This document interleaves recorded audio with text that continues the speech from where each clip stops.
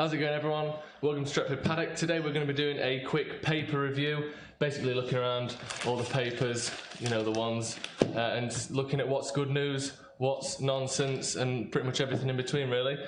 As you'd expect, with it being the Europa League final tonight, we've got a lot of Europa League chat.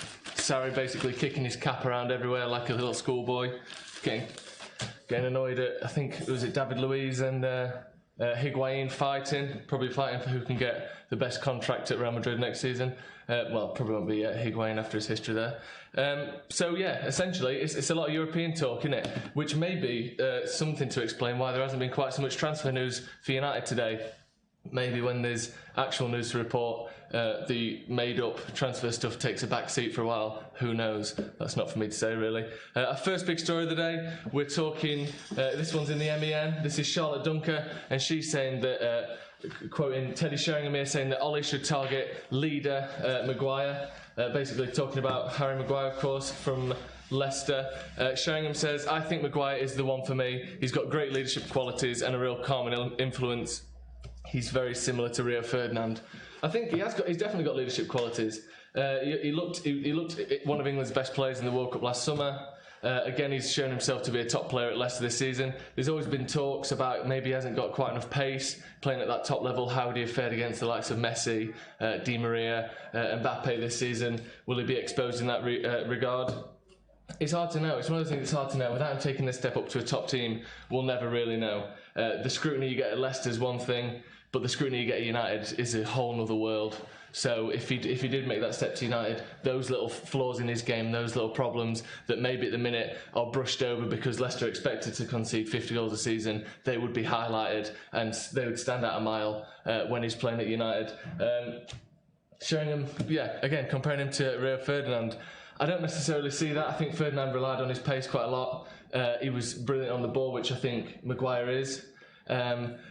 To be honest, just to see Harry Maguire with cornrows, I think I'd pay 70 million just for that. If that comparison to Ferdinand could be accomplished, then maybe he would be worth it. Our second story today, this is the United special again in the MEN here. This one is Deadline is set for clearance at Old Trafford. Talking about Ole Solskjaer has set United a deadline of next year to sell unwanted players as part of his rebuild. Next year's a bit of a loose deadline, isn't it? I never remember getting any of them at school. This essay has to be handed in next year. You sort of decide it. We don't really know. It's up to you. But they're talking about, a multitude of players leaving. Again, starting with Alexis Sanchez and Romelu Lukaku potentially going to Inter. I think both of them have been linked to Inter, actually. Certainly Lukaku has a mid-interest from Antonio Conte, the former Chelsea boss. They go on to say that Ashley Young's expected to leave next year after this season. Obviously, he signed a contract extension, or a contract extension was activated this season. I think we expect Ashley Young to leave every year, don't we? And yet here he is. So I wouldn't go around saying he's going to leave next year. I think he'll still be at United when he's 38, 39, 40, player manager at 41. Who knows with him? Also talking about Nemanja Matic. He's got another potential one-year extension that United could or could not activate, depending on his performances next season. That would make him 32 going into the 2020-2021 season. So maybe he'll be one that will leave at the end of next season. I can't see him leaving this season. Obviously, Herrera's going. It looks like Mata might be on the way out as well, potentially even Pogba. So I think we could do better than to get rid of Matic. I think he'd be a good one to keep just for one season, if nothing else. Try and bring someone else through, McTominay, maybe a new signing here or there. I think there's not going to be much sell-on potential for Matic even now, so keeping him another year probably wouldn't lose anything there if there's not much to go on in the first place. And I also think when he's on form, he's a good player. He can pass the ball, which most of our midfield can't. Let's face it. There's only really Pogba that can play balls through the lines, and Matic does have that in his locker. Like I said, when he's on form, obviously he was one of the better players for Chelsea the year they won the league. So we know he's got the calibre to play in those upper echelons of the league. But it's just whether he can be part of a team that's playing well and playing successfully. Because by himself, when United aren't playing very well, he stands out. He looks slow. He looks old. He looks like he's not necessarily trying very hard. But I think that is just a symptom of the whole squad in this last season. So a lot of that, I think personally, I think the same with Pogba. Really, this kind of players looking like they're not that interested.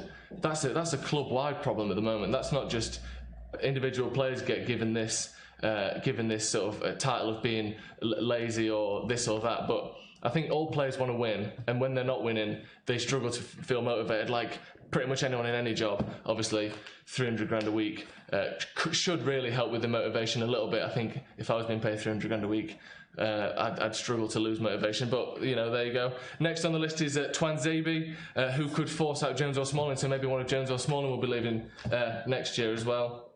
Again, like Young though, they just seem like ever-present. They're going to be there forever players, don't they? I can't see any of them leaving. Jones just signed a new contract. I think Smalling signed an extension as well in the last season. One thing that's interesting is there's no mention of Eric Bailly on here, when he seems to be right at the bottom of the pecking order, like he was for Mourinho, and then he has been for Solskjaer as well.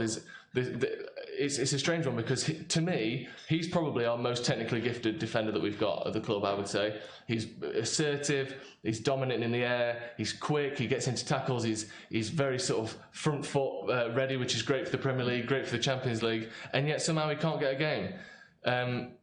I don't know what's going on there. I don't know whether it's an attitude problem, whether it's his rashness, his sort of capacity for getting yellow and red cards that's counting against him. I'm not really sure. But with Rojo coming out a couple of weeks ago as well, talking about, I think it was last week actually, talking about how he's going to be there next season. He wants to play for United next season. Obviously, like I said, Jones and Smalling have just signed new contracts. Maybe it will be Bailly that leaves. There can't be space for all of these centre-backs, as well as Tuanzebe coming back, who we'll talk about in just a minute, as well as potentially Koulibaly or De Ligt coming in. There's too many players there. That's 7 or 8 players, and I just don't think we're going to have that many centre-backs at the club next season, so maybe it will be him to go. Next after that was the potential release of some of the academy players. We've got James Wilson, who seems to have been there he's been there for a long time, hasn't he? He was obviously a really promising young lad and then got some injuries and his career's not exactly gone the way we thought it would.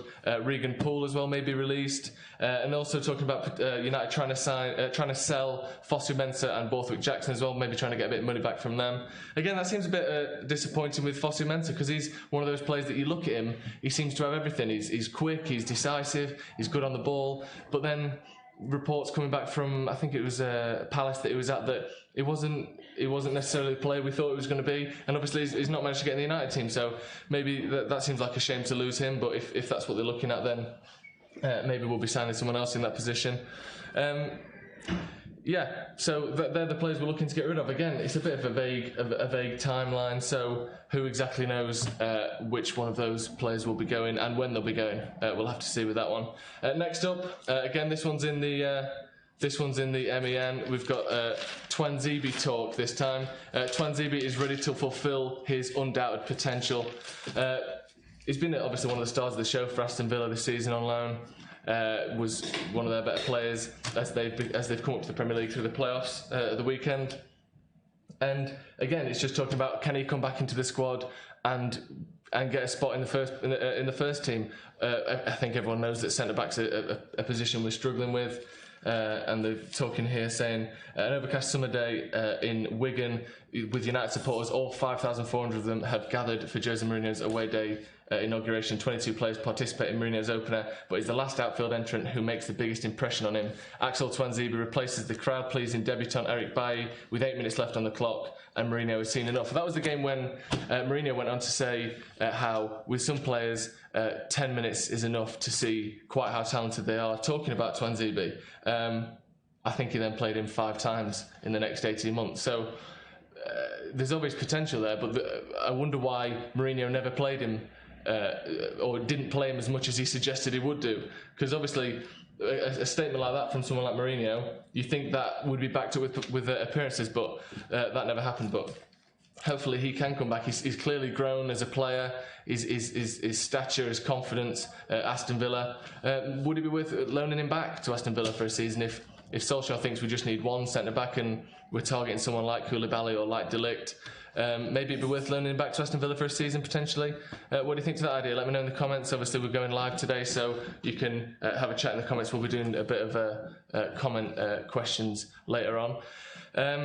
It's been one of my questions with Tuanzebe is he being hyped by journalists and by the press and by pundits as almost as a way to sort of not have a go at United, but to kind of outline some of the flaws we have. So are people say, oh, I can't believe he's not getting in the squad. Solskjaer would be mad not to play him next season. There's no, he'd be the best defender at United. I've heard people saying all things like this. Are they just saying that as a way to have a go at United, to say, look, you're mismanaging another player, you're mismanaging more talent, you're doing things wrong again? The same thing happened, if you remember, with Rashford and Lingard at the World Cup last season. The journalists couldn't get enough of how brilliant they were for England, how Mourinho was mismanaging these players, these top talents, and Rashford never gets a game at striker for Man United. Look how good he is for England. Well, then this season he's played at striker, and the agenda has been, look how rubbish they are. So really, it's almost like a damned if you do, damned if you don't with some of these players. It seems like United get stick either way. Either you're mismanaging players by not playing them, or you're playing players that aren't good enough for you. So it seems like a hard one. There's obviously talent there with Tuanzebe. I'm sure he'll go on the pre-season tour so Solskjaer can get a better look at him. And then we'll have to take it from there. Is he good enough? Can he go alongside maybe Lindelof or maybe alongside a new addition at United? Only time will tell with that one. Okay, next up, this one's in the Daily Mail. This one's talking about Declan Rice. Again, another potential target for United. It seems as though this word coming out of the club is that we are interested in Declan Rice, and he's been interviewed this week, this article by Matthew Dunn, talking about how Declan is determined to ignore any interest from Man United this summer and is focused on helping England to Nations League glory. What you'd expect, really. He's not going to come out and say, yeah, I want to leave West Ham, yeah, I want to go to Man United. But obviously the interest is there. They're talking 50 million for Declan Rice. That seems like a lot to me.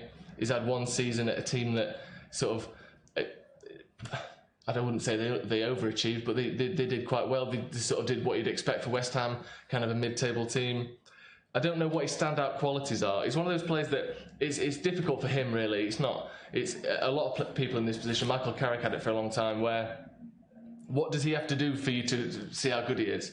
He's not going to be scoring goals. He's not going to be making those real last-ditch challenges that defenders can do. He's not going to be racing up and down, getting the ball in the box, going past players. It's almost like the less you notice him, the better he is. Because if he's not making mistakes and if he's not getting dribbled past by opposition attackers, then he's probably doing his job well. So it's a hard one as a fan when you're trying to watch a player that doesn't play for your team. How do you really pick up on how good Declan Rice is? You look at highlights for Declan Rice on YouTube. What do you see? Declan Rice making a 5-yard pass to the winger, which is what his job consists of, but that doesn't really translate well into a kind of sizzle reel for potential buyers, does it? So I think we just have to sort of trust the club with that one. If we go for him, then great. And if not, then maybe, like I said, Matic can sort of step back up to where he was a couple of seasons ago. Let us know what you think to that one as well. Is Declan Rice a good fit? Could he maybe the ideal signing, really? Like I said, he goes under the radar a little bit because he's not a sort of flashy player. He's not getting 30 goals a season like Bruno Fernandes at Sporting Lisbon. But maybe he would be the perfect signing for United, someone who's more consistent in there. Like I said, the Michael Carrick style sort of metronome. He's not sliding around tackling everyone, but he's just in the right position to block those passes off, stops the opposition from creating attacks, and then he can then build a play up from a more deep line position. Let me know. It's just one of those things, isn't it? We just have to wait and see on this one. And I'm sure, like I said about the Europa League final, the news is sort of simmering down a bit with the transfers because there's actual news to talk about. With the Nations League coming up, I'm sure as soon as the Nations League finishes, those transfers will be ramping right back up again as the journalists and people have got a bit less actual news to talk about. All of a sudden the transfers will be coming back up. And finally, a last bit of news for today. Happy birthday to Brian Kidd. Obviously, he's a City coach now, but he's a United legend. Scored in the 1968 European Cup final on his 19th birthday. He's 70 years old, so happy birthday to him. Actually, a final last bit of news, which is a little bit disappointing. Where is it? The worst pun of the week in headline terms. Here we go, look. This is a Tottenham vs Liverpool. We're good friends most of the time. Most of the time. Most of the time. That is utterly dreadful. I'm sure they're not happy with that. They didn't write that and think, we've knocked it out of the park here. Let's celebrate that when they went, should we go with most of the time?